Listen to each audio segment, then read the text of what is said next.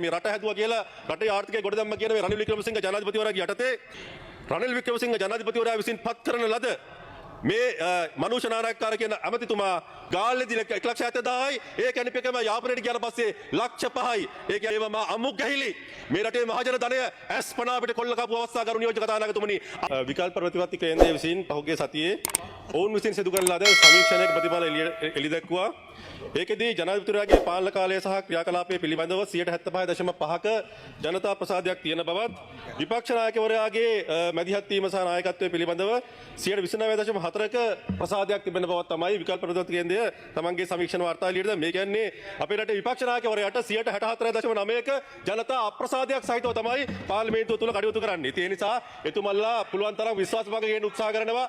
විශ්වාස භංග ගේන්න උත්සාහ කරනවා. අධිකරණ ඇමතිවරයාට විශ්වාස භංගයක් අත්සන් කරන්න යනවා. විශ්වාසය භංග වෙලා තියෙන්නේ මේ රටේ විපක්ෂය පිළිබඳව කියන එක තමයි අපේ තර්කය වෙන්නේ ගරු නියෝජක කතානායකතුමනි. පොදු ව්‍යාපාර කාර්යක සභාව විදිහට අද දින පාර්ලිමේන්තුවේ සභාගත කරලා මේ විවාදයට ලක් කරන්න හදන්නේ පහුගිය කාල පරිච්ඡේදය තුල පොදු ව්‍යාපාර කාර්යක සභාව විදිහට අපි විසින් සිදු කරන ලද ආණ්ඩුපක්ෂයේ මන්ත්‍රීවරුත් විපක්ෂයේ මන්ත්‍රීවරුත් 16කින් සදුම්ලත් පොදු ව්‍යාපාර කාර්ය සභාව විදිහට විමර්ශනය කරන ලද රාජ්‍ය ව්‍යවසායන් කීපයක් පිළිබඳව තමයි අපි අපේ මේ පැමිණිල්ල අපරාධ පරීක්ෂණ දෙපාර්තමේන්තුව අල්ලසා දූෂණ විමර්ශන කොමිසම සභාවට ඒ වගේම නීතිපතිවරයාට යොමු කරන්න කටයුතු කරමින් තිබෙන්නේ.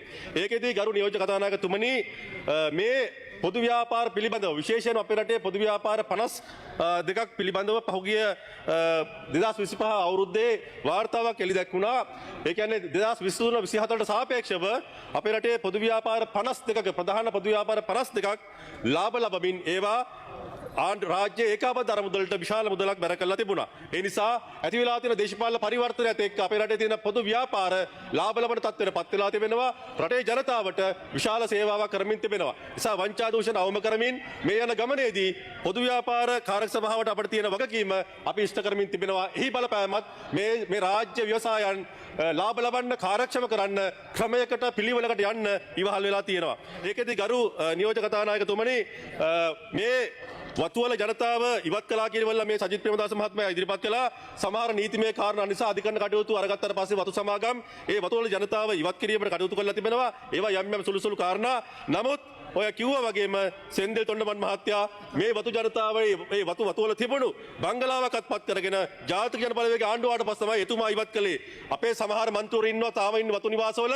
හැබැයි බංගලා අල්ලගන්න ගිහිල්ලා නැහැ. හැබැයි මෙතුමල්ලගේ ඒකාබද්ධ විපක්ෂයේ අය තාම ඉන්නේ බංගලා අල්ලගෙන හිටපුවා ඉන්නවා. ඒ නිසා මම ඉදිරිපත් කරන්න ගරු නියෝජක කතානායකතුමනි ග්ලෝබල් ෆෙයා කියන වැඩසටහන ඉදිරිපත් වෙනවා 2022 මේ රට හැදුවා කියලා රටේ ආර්ථිකය ගොඩ දැම්ම කියන මේ රනිල් වික්‍රමසිංහ ජනාධිපතිවරයාගේ යටතේ 2022 ඔක්තෝබර් මාසේ 15-16 කියන දවස් දෙකේ ගාල්ල සමනල ක්‍රීඩාංගණයේ ග්ලෝබල් ෆෙයා කියන රැකියාව වෙළඳපොළ විදේශ රැකියාව වෙළඳපොළ පවත්වනවා.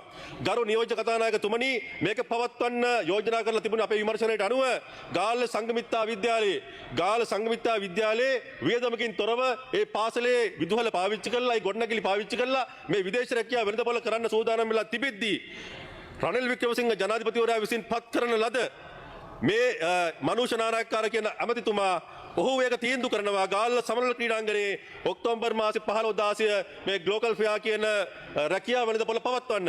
මේ සඳහා ගරු නියෝජ්‍ය කතානායකතුමනි 10 සයිස් එකේ කැනපි 50ක් ඕන ඕඩර් කරලා තිබෙනවා. ඒ එක කැනපියක සාමාන්‍යයෙන් රුපියල් 34,000ක් වෙන කැනපියක් ඕන් මිල කරලා තිබෙනවා. මේ 10 කැනපි එකක් 1,70,000ක මිලකට මේ රටේ මහජන ධනය 1,70,000ක් මේ 10 එක කැනපියකට ඕන් වෙන් කරලා තිබෙනවා.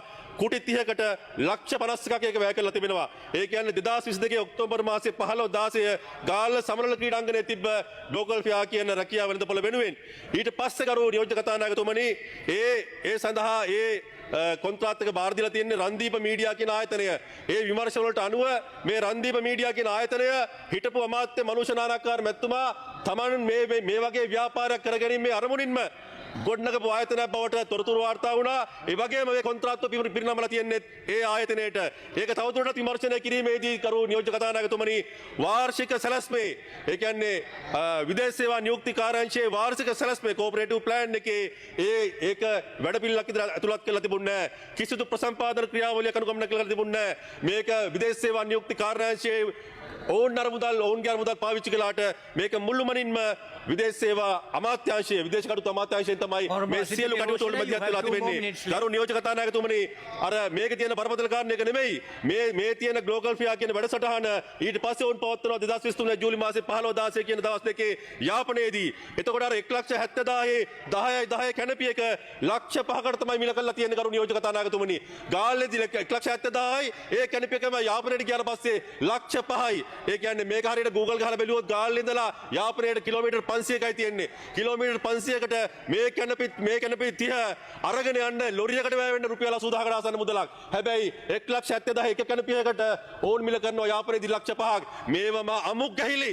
මේ රටේ මහජන ධනය ඇස්පනාවට කොල්ල කපු අවස්ථා ගරු නියෝජක කතානායකතුමනි අපි කෝප් කමිටුව විදිහට විමර්ශනය කළේ මෙන්න මෙවැනි මේ රටේ මහජන ධනය මේ රට බංකොලොත් කරන්න හේතු වෙච්ච මහජන ධනය කොල්ල කපු අවස්ථා. ඒ නිසා මේ රනිල් වික්‍රමසිංහ මහත්තයා රටේ ආර්ථික ගොඩනැගීම කියන නායකයා ඒ නායකයා යටතේ පත් කළපු මේ ඇමතිවරයා තමයි මේ වගේ පාඩුවක් විදේශ සේවා නියුක්ති කාර්යාංශය කරලා තියෙන ගරු නියෝජක කතානායකතුමනි. ඒ නිසා අපිට කියන්න තියෙන්නේ මේ මහත්වරුන්ට ඕගොල්ලෝ තැන් වල ගිහිල්ලා පෙත්සම් අස්සම් කරනවා ආණ්ඩුවට විරුද්ධව කතා පවත්වනවා. හැබැයි විශ්වාසය භංග වෙලා තියෙන ආණ්ඩුවේ නෙමෙයි ගරු නියෝජක කතානායකතුමනි.